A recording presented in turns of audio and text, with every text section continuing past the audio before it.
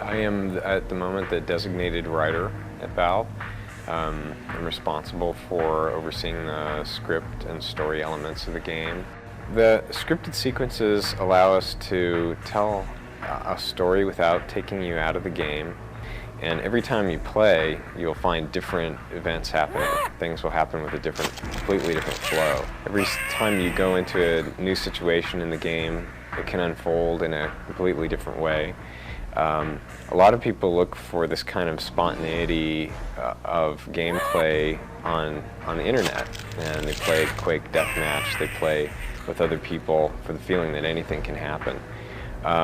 We're getting that feeling back into a solo play game with Half-Life, because the characters and the creatures in the game have sufficient artificial intelligence that every time they encounter each other, there's no way that the player can predict what's going to happen.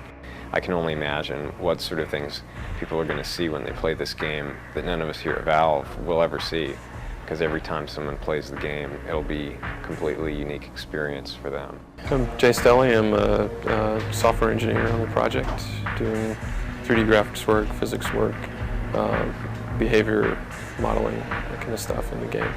We're making a really immersive world, and I've been focusing a lot on creating technology that enables it to be more immersive.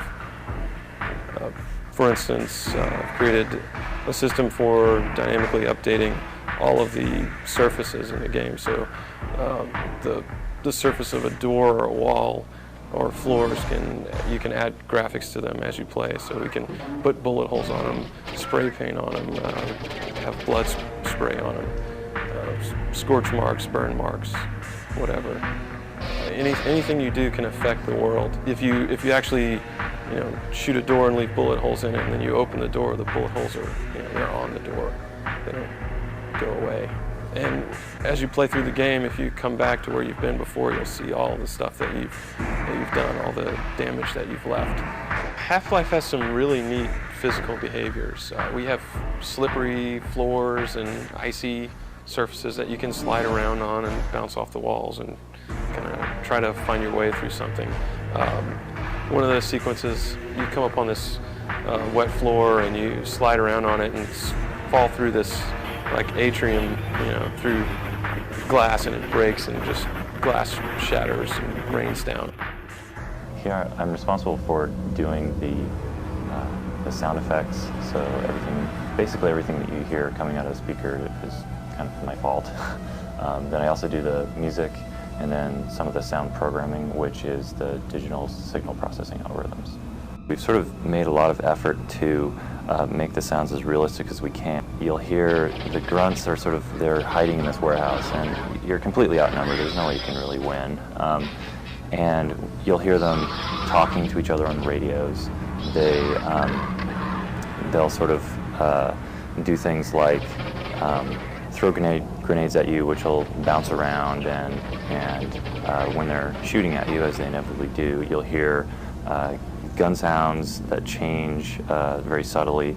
They have sort of shells that are ejecting out of the guns, and if you hit them, they're sort of talking at you and, well, sort of insulting you and doing things like that.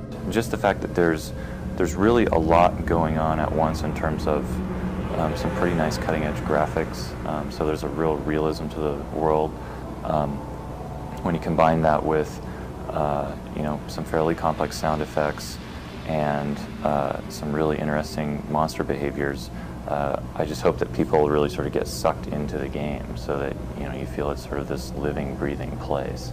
And if you sort of play this game on a giant monitor, you can kind of get scared. I primarily write the animation system, work on the tools exporting of the animations, and then other various little engine tweaks now and again.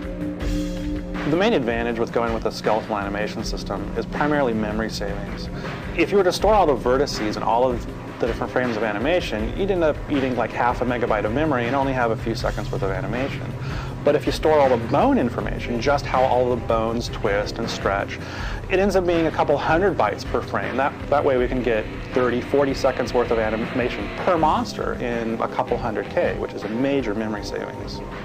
One interesting side effect is that the bones and the skin on top of them are completely disconnected. So I can take the same animation, the same motion, as you see with the bones, and put a different skin on top of it. Change the heads, change the textures, change out any body part, put a gun on the hand. When the monster plays our animation, the gun automatically moves as the hand did because we store all of the fundamental animation of the character, which is the bones.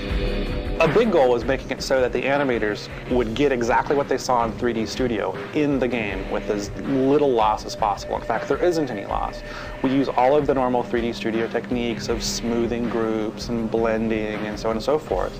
Those all export, save them to a file, they go into the game, and they play back unmodified, which greatly simplifies their task. Steve's AI system is just, at times, unbelievable.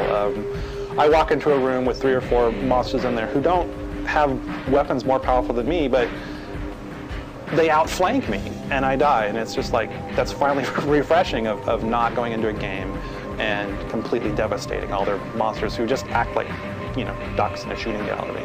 Going in and having a virtual squad with you to help you clean out the monsters, things you save, scientists to help you work equipment.